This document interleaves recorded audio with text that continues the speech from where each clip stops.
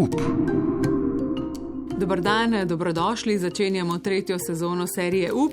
Predstavljamo tiste, ki si upajo, ki so iz hobija naredili posel in ki so kdaj naredili tudi kak ups. Zelo sem vesela, da je tudi v 3. sezoni strokovni sodelavec, soustanovitelj Horej Studios Mic Melanšek. Mic, kaj počneš torej, ko ne delaš upov? Živijo. Sem razmišljal o tem vprašanju. V bistvu, tako ko mi da sprašujemo ostale goste, kaj delajo, kje imajo motivacijo, kakšne imajo upse in tako naprej, je tudi pri meni bilo zdaj malo napeto zadnjih mesecev. Tako da bi težko bil z glavo s tabo v studiu, pa se mi je zdelo kar pravilno, da smo si malo pauze vzela, ampak zdaj je pomlad in zdaj smo nazaj.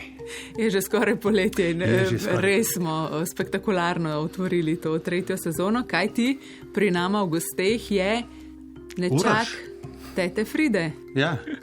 Uroš Mlakar, dobrodošel. Ja, hvala lepa, lepo zdrav Anja in Mic. Veliko veselje mi je biti vedno v hiši, kjer sem tudi sam naredil prve profesionalne korake. Kar se sliši po glasu, to je bilo neverjetno zdaj. Popolno vodnik. Popolno. Uroš, naš sodelavec iz Maribora, pa ti potem vedno dodaš nekdanji. Se pravi, Uroš ima številne izkušnje iz medijskega sveta, pa iz poslovnega sveta, serijski podjetnik. Ampak, ko sem rekla nečak tete Fride, to moram zdaj malo zagovarjati, ustanovitelj Naturalika Foods, to je torej podjetje, ki skrbi za blagovno znamko teta Frida. Tako nekako, ja. Sicer pa enkrat radijec, vedno radijec. Ja, Naturalika Foods je krovna blagovna znamka oziroma podjetje, ki skrbi za več blagovnih znamk. Najbolj smo pa danes znani seveda pod blagovno znamko teta Frida, ki se prodaja po vsej Sloveniji, ki ima svojo mrežo kavaren, ki ima svoj čudovit rezort in pa se prodaja zdaj že tudi v tujini. V Nemčiji recimo zelo uspešno, kje še? V tem trenutku trkamo na številna evropska vrata večjih trgovcev in mrež, pogovarjamo se z marsikom. Zelo uspešni smo v tem trenutku v Švici, kar je pravzaprav svoj paradoks, če vemo, da je Švica domovina čokolade in da je gospod Lindt si izmislil ključen tehnološki postopek pri proizvodnji čokolade. In v Švici zaenkrat nekako najbolje kaže. Res pa je, da smo mi zelo mali proizvajalec in prav neke velike proizvodnje si niti ne želimo. Švicari imajo radi dobro čokolado, tako da nekako logično, da vam gre tam. Ampak, ko si že ravno izpostavil Švico, odkot je vaša ključna konkurenca? So to recimo res Lindt prej omenjeni, pa ti veliki proizvajalci ali ne? Naša konkurenca je pravzaprav vsak, ki nekako ob nas prodaja čokoladice, če ravno jih mi tako ne dojemamo. Mi smo vendarle gourmet proizvajalec, proizvajamo za drugačno čokolado, ne poslužujemo se bližnic, kar počnejo veliki, to so tehnološke bližnice z kompaundi, kar pravzaprav niti ni več danes čokolada, pa marsikdo ali pa redko kdo to sploh ve. Čokolada je postala zelo drag proizvod, vedno dražji in pri čokoladi je tako, da je najdražji del prav njena maščoba, torej kakavovo maslo, ki se izloča in se nadomešča s cenenimi rastlinskimi maščobami in s tem se nekako pridobi tako imenovani compound, ki je v bistvu nadomestek čokolade. Mi se seveda teh bližnic ne poslužujemo, nasprotno, mi razmišljamo povsem drugače. Mi želimo, da so prav vsi v naši verigi od prvega do zadnjega pošteno plačani in to je tisti del, pomemben del zgodbe.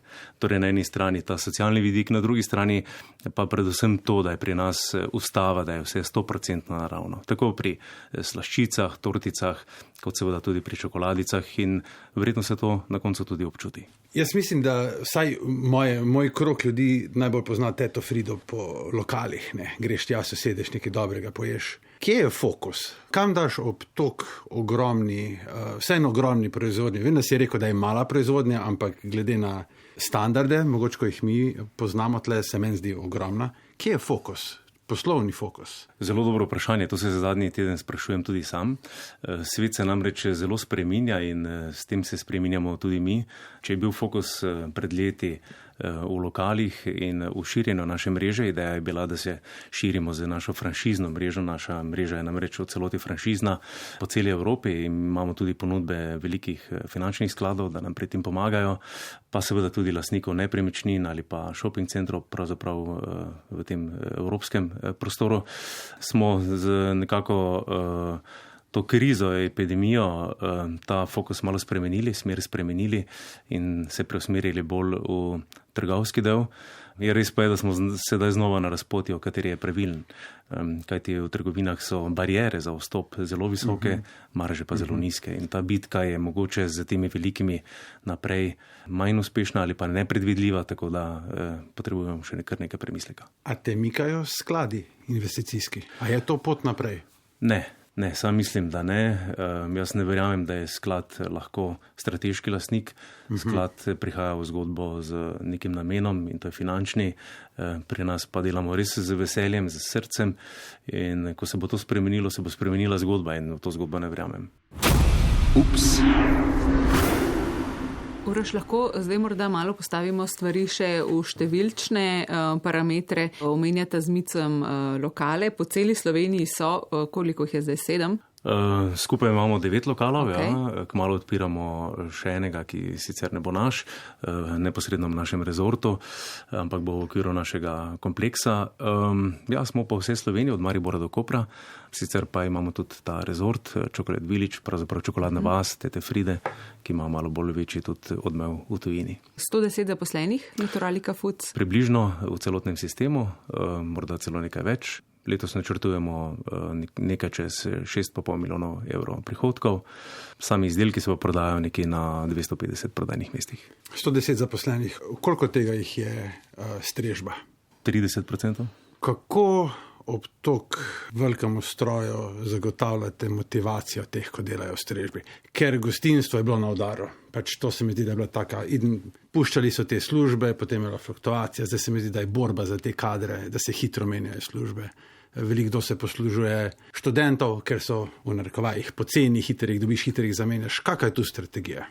Mi smo začeli najprej s svojim lokalom. Pravzaprav zgodba se je zgodila ali začela tako, da sem v Mariboru gradil večji objekt oziroma hotel.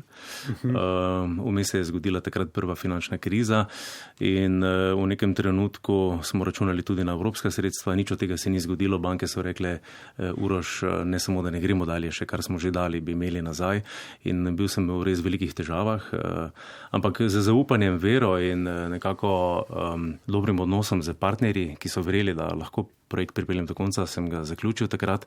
Če ravno v trenutkih, ko sem bil že dolžen nekaj 4 milijone evrov, nisem bil čist prepričan, kakšen bo ta konec. Kako si spal, ko si bil dolžen 4 milijone? So bile noči, ko sem se prepoten zbujal, ampak na koncu, če verjameš v cilj, nekako se zgodi.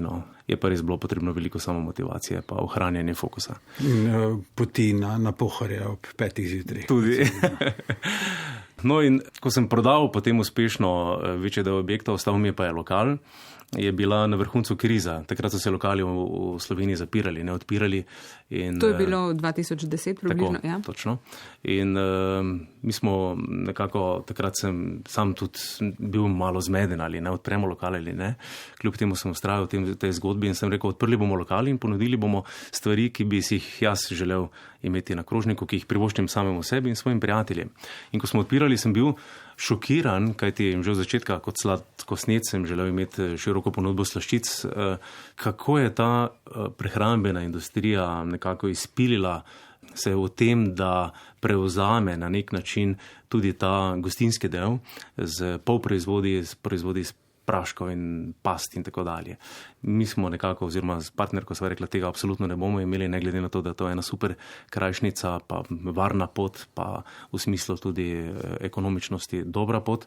Bomo šli po težji poti in bomo ponudili 100% naravne slaščice. To je bilo toliko bolj drzno, ker to je bilo v času, ko je bila recesija in so posledično bile slaščice krat 2 dražje kot pri konkurenci, ampak Trg jih je fantastično sprejel in v Mariboru nam je dalo to izjemna krila in na osnovi tega smo potem poleteli, razvili blagovno znamko Teta Frida in na to franšizni koncept. Ko pa me sprašuješ, kako obvladovati. Predvsem to, ker ste premium brand, in če nič ne pomaga, če imaš super torto ali pa super personalizirano otroško knjigo, če tisto, ko je prva bojna linija, ne zna tega zagovarjati ali pač ni pri stvari. Se absolutno strinjam, ker želel sem ravno z tem razvojem ali pa štartom povedati, da smo najprej imeli 3-4 lokale sami v upravljanju. In hitro mi je postalo jasno, da jaz iz ene lokacije v Mariboru ne moremo vladovati uporabniške izkušnje v Kopru. In uporabniška izkušnja je najbolj odvisna od tega, kako so zadovoljni ljudje, in imeli smo ogromno težav. Takrat mi je postalo jasno, da nekaj moramo spremeniti in začeli smo razvijati franšizni sistem. Moja želja je bila takrat, da razvijemo franšizni sistem na način, pomeni, da so to manjše družine znotraj velike družine, ki imajo svojega očeta in mamo, ki skrbi za njih, skrbi za dobro klimo v ekipi. In so tudi finančno neodvisni So finančno na nek način neodvisni, ne glede in pa seveda zelo povezani v naš sistem. In tako smo začeli razvijati franšizni sistem, pripeljali smo svetovalce iz tujine, najboljšo možno prakso in mislim, da nam je pri tem kar dobro uspelo. Izhodišče je bilo, imate lokal in potrebujete vsebino za police. Ne? Jaz sem nekako vedno mislila, da ste najprej začeli delati čokoladice pa to in ste se potem spomnili, zakaj bi prodajali samo v trgovinah, lahko ponudimo še kaj v lokalih. Pravi drugačna zgodba. Drugačna zgodba. Mi smo začeli s slaščicami, začeli smo s sladoledom in na to razvijali ostale izdelke. To je tudi dobra pot, kajti z obvladovanjem vseh procesov, tudi pri slaščičarstvu, nam je to zelo pomagalo potem pri razvoju bolj kompleksnih proizvodov. Kajti sicer je to danes to, da delamo 100% naravno in da delamo vse surovine pravzaprav sami, je bila velikokrat ovira, pa še danes je izziv. Naša torta ne zdrži v vitrini 3 dni svetleča, popolna in tako dalje, vendar le delamo sadjem, ki oksidira in bom rekel z svežimi naravnimi sestavinami, ki imajo seveda tudi svojo zakonitost, ampak to znanje nam pa danes omogoča, da lažje razvijamo zlasti neke funkcionalne izdelke. Sam vrnil bi se še naprej, ker mi nekaj odzvanja. Svetovalci iz tujine. Zakaj in kako se je to izkazalo? In koga? Torej, imeli smo svetovalce za franšizo iz največjih franšiznih sistemov. Kajti franšizni sistem danes ni, da daš nekomu blagovno znamko pa rečeš, tako moraš delati. Naša franšizna knjiga ima več kot 200 strani, obsega številna šolanja, obsega pa tudi ukvarjanje. Ne? Jaz mislim, da je franšizojemalec lahko uspešen samo, kolikor je franšizodajalec pošten in ima interes, da sta oba zmagovalca in ga pri tem podpira. Kolikor ti svojega franšizojemalca ne podpiraš na njegovi poti in se ne zavedaš, da morate biti oba zmagovalca, ne more biti franšiza uspešna na dolgi rok. To so marsikdo je to naredil in v franšizah imaš veliko različnih konceptov. Velike franšize, globalne, imajo nekatere eno samo željo, to je, da pridobijo in aktivirajo čim več potencialnih franšizojemalcev, ki plačajo ta pristopni fee, od tu dalje jih pa pravzaprav kaj dosti ne zanima. Sprašujem zato, ker tudi pri nas se ukvarjamo s tem vprašanjem in niti približno nimam odgovorov in me je zanimalo. Predvsem iz vidika to, kar si prej rekel, kako nadzorovati nekoga v Kopru. Mi imamo pač nekoga na Švedskem, pa nekoga na Finskem bi imeli in sploh ne vemo, kako k temu pristopiti. Sam je težko vse obvladovati, oziroma lahko si mečeš pesek oči, da boš, ampak na koncu vidiš, da fokus ima pač omejeno kvantiteto in kvaliteto. Ga lahko daš sam nekam in mi je zelo zanimivo, da ste se toliko strateško tega lotili in toliko pravilno, kot kaže pravilno. Mislim, da ja, trajalo je sicer zelo dolgo, tudi ogromno smo vložili v to, tako v znanje kot v vse ostale elemente, ki temu sledijo. Draga reč, seveda bom rekel, zelo hitro smo si privoščili tudi franšiznega menedžerja, ki je prvi kontakt in prvi nadzornik teh franšiz. Odločili smo se, da bomo nepopustljivi pri naših zahtevah, kajti želimo, da je uporabniška izkušnja identična tako v Kopru, Ljubljani ali v Mariboru in to je možno samo, kolikor vztrajaš pri svojih principih in zaenkrat se je izkazalo za pravilno. Uroš in Mic, čestitam, upala sem, da se bomo ves čas pogovarjali o čokoladi in o slaščicah, pa se zdaj o franšizah, razumem pa, da je to zelo pomembno, ampak vseeno zdaj bi se Uroš malce pomudila pri tej najbolj aktualni besedni zvezi, ki jo pogosto slišimo v naših novicah, dvig cen surovin in energentov. Kaj to pomeni za teto Frido, za vas? Prej si omenjal kakavovo maslo. Recimo morda kakšen podatek, za koliko se je to podražilo? Ne spremljam več, če sem iskren, ne upam. In tudi ne vem, kaj prihaja. Marsikdo me vpraša, kaj prihaja. Mislim, da nihče ne ve. Mi se dnevno borimo z surovinami. Ravno ko sem se peljal sedaj na poti, so me obveščali, da moramo staviti proizvodnjo sladoleda za enega trgovca, ker pač nimamo surovin oziroma embalaže ustrezne več. Torej, čez 2 meseca nam je bo zmanjkalo in sedaj se s tem ukvarjamo danes. Takšni problemi so pravzaprav dnevno na mizi, ko nam zmanjkuje surovin. Na začetku leta smo bili brez jagod, pa smo jih tudi iskali po celi Evropi. Tako da, če so to problemi, s katerimi se moramo sedaj boriti, še ni tako hudo, bojim pa se, da še ni najhujše, da se še ne soočamo z najhujšim. Od koga pa ste najbolj odvisni, tako geolokacijsko? Zagotovo od čokolade, in čokoladnega likerja in kakava, pri tem zaenkrat še ni na vidiku nekih težav. Tu mislim, da bodo težave bolj dolgoročne, kajti izjemno se povečuje poraba in potrošnja čokolade v Aziji in Kitajci so zelo agresivni pri zakupu plantaž v Afriki in pravzaprav tudi še česa drugega. Tako da mislim, da bodo te težave malo kasneje, tako s kavo kot čokolado, ki sta pravzaprav na nek način sorodnika pri vzgoji.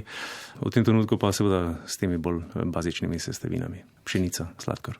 Ko omenjaš Afriko, tebi posebej ljub kontinent, Liberija posebej povezana z blagovno znamko in morda, če lahko še razkriješ to osebno povezavo z Liberijo. Ja, torej pred leti sem bil poslovno aktiven v nekaterih drugih zgodbah v Zahodnji Afriki, v telekomunikacijah in seveda sem v tem času tudi že razvijal teto Frido in nekako se spogledoval z idejo, kako bi lahko nekako porednice potegnili tudi za to zgodbo. Je pa usoda želela ali hotela tako, da je nasproti prišla najlepše darilo iz Afrike, nama z mojo partnerko, to je najina hčerka, ki sva jo posvojila v Liberiji in od takrat dalje je seveda Liberija tudi naša domovina in nekako sva se odločila, da bomo Liberiji, ki jo je ta vojna, državljanska vojna pred več kot 20 leti najbolj zaznamovala, nekako pomagala. Predtem je bila Liberija ena zelo napredna država, zelo zgodovinsko vezana na Ameriko, ampak ta vojna je pravzaprav uničila v fundamente in sedaj se ponovno nekako postavlja na noge, vendar zaradi korupcije in številnih težav so ti koraki zelo počasni. Mi pa želimo seveda pomagati. Našli smo eno vasico, Moliko Jato, ki jo podpiramo. Tam smo v zadnjih letih nasadili že več 1000 kakavovcev in upamo, da bo to tista pomoč prebivalcem, ki jim bo pomagala do boljšega jutri. Kajti zavedamo se, če jim damo denar, s tem nismo naredili nič, mi moramo dati znanje, moramo jim dati orodje, da postanejo neodvisni in samostojni. Zdi se mi, da ta zgodba zelo dobro kaže tudi sicer na tvoj odnos do te okolice, lahko je bližna ali daljna, sprav treba je nekaj vračati nazaj. In nekako si do zdaj bil precej zadržan, sicer si zelo ambasador Maribora in regije okoli in tudi nekako vztrajaš pri tem, da je proizvodnja tam, pa zdaj ste naredili to čokoladno vas. Zakaj? Zakaj ne greste recimo v Bohinj ali pa na morje? Ja, sem kar zaljubljen v naš Maribor. Verjamem, da Maribor ima eno čudovito prihodnost. Maribor se je zelo spremenil.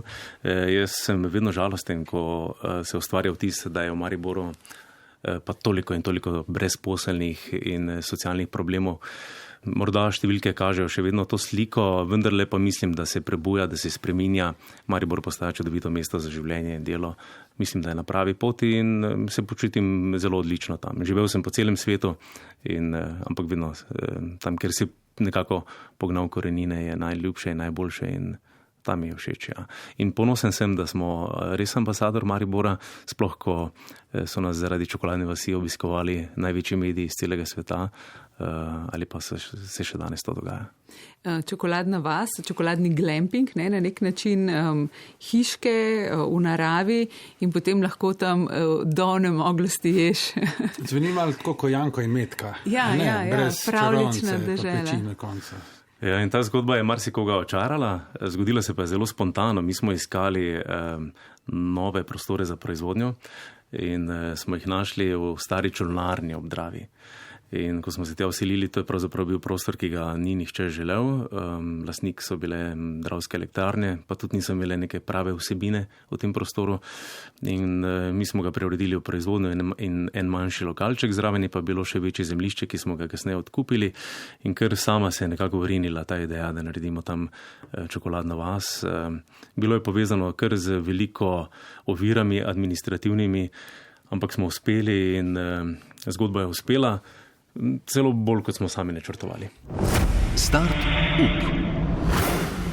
Zdaj pa ta turistični vidik tvojega posla. Ne? Zdi se mi, da nekako vedno se lotiš neke stvari in potem pride neka kriza. Čokoladna vas je vso upadla s korono. Se pravi, najprej zaprtje turističnih namestitev, potem pa velik porast povpraševanja prav po tovrstnih kapacitetah. Res je, hvala za opažanje. Ja. Te krize so kar nekako stalnica postale. Tako da smo navajeni, ali pa vse sam sem navajen delati v takih razmerah. Res smo odpirali v korono, ampak s boni smo doživeli en dober uspeh. Zlasti pa me veseli, da smo potem lani, pa tudi za letos kaže tako, imeli več gostov vendarle iz tujine. Že nekaj 60-70% lani, tako da letos bo ta delež še višji in to me nekako navdaja z optimizmom tudi za naprej. Misliš, da jih privabi prav ta čokoladnost tega? Definitivno. Saj po reviewih, ko sem videl zadnji, si se v to upikna in očitno je. Ja, zgodba jih popolna. Vsekakor je to tisto, kar je pripeljalo k nam tudi največjo produkcijsko hišo na svetu, Paramount Pictures, ki je pri nas pravzaprav malo pred korono posnela eno zelo pomembno oddajo, ki jo snimajo pravzaprav za kompletno njihovo globalno televizijsko mrežo Channel 5 oziroma oddaja se imenuje Wonderful World of Chocolate in ta oddaja se sedaj nekako vrti na različnih televizijskih postajah po celem svetu. Ravno je teta pred časom javila iz Avstralije, da me je gledala tam, pa potem je bil friend na Švedskem, pa je rekel, pa ti si zvezda na Švedskem. Ne?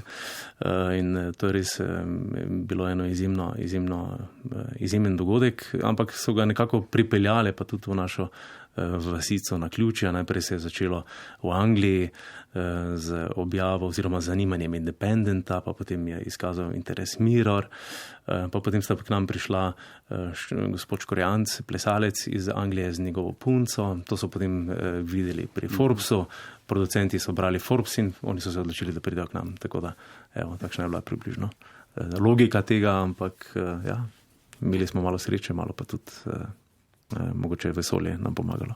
In potem Val 200 dan ni prišel k vam, ampak vi sam, ne. Z velikim veseljem. Uroš, preseneča me, kako mirno greš mimo nekaterih stvari, ki mene recimo zelo vznemirijo. Praviš, za kakavovo maslo sploh ne spremljam več, koliko se drži. Korona, vse zaprto, ne, tista ideja, kam bomo sploh še šli, nikamor, vi odprete turistične kapacitete.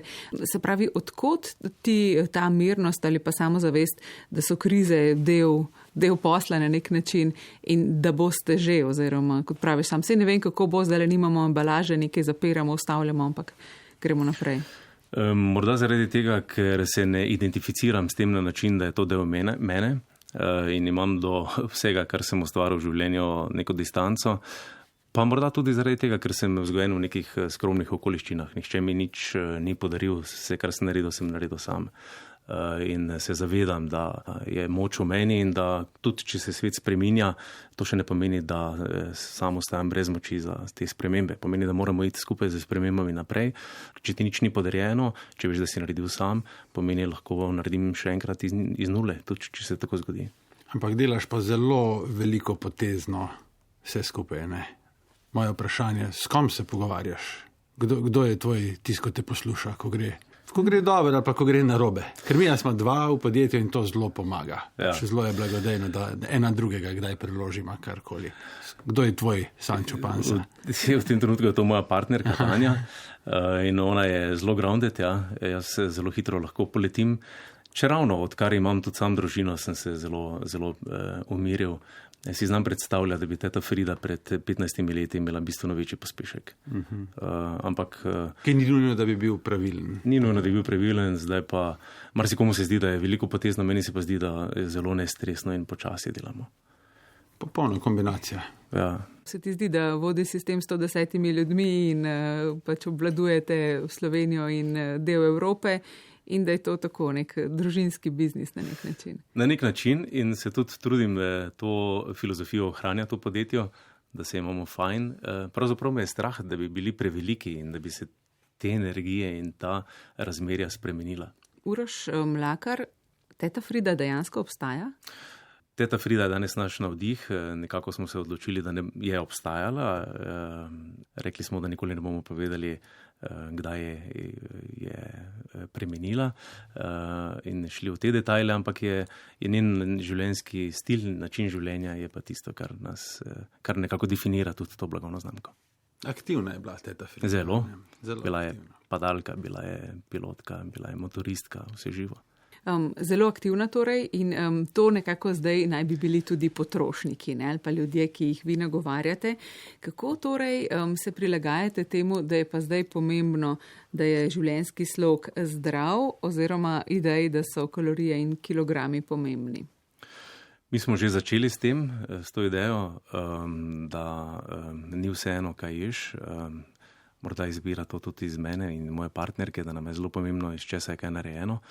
In ko berem včasih sestavine, se kar zgražam, sploh pri trendu proteinske prehrane, ki je v zadnjem času, marsikdo je zaveden, je prepričan, da je zelo zdravo, da je malo kalorično, pa v resnici je vse nasprotno. Je zelo visoko kalorično z dodatkom ali pod pretvezo proteinov zaužije vse najslabše. Ampak vi tudi imate proteinsko čokolado na celih jagodah, recimo? Imamo, ampak brez vse ostale navlake. Čim manj sestavin, verjetno tem bolj. Čim manj sestavin, čim manj nekih alkoholnih sladkorjev, absolutno brez emulgatorjev, brez umetnih arom in drugih stvari. Glede degustiranja. Koliko lahko zaposleni pojedo, to se mi je zdelo recimo fantastično, ne? Da greš delacam in potem bi vsak dan nekaj jedel.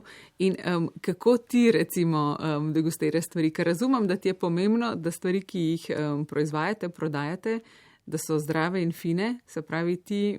Poskusiš vse, to hočeš vprašati. Ja, ni druge. Čakam zdaj na to razkritje. Marsikdo misli, da je to lepša plat našega posla, pa sedaj v zadnjem času ugotavljam, da mi zmanjkuje kandidatov, ki z mano degustirajo. Tako da zgleda, našel si dva, pa Damjan Rosten maha iz režije.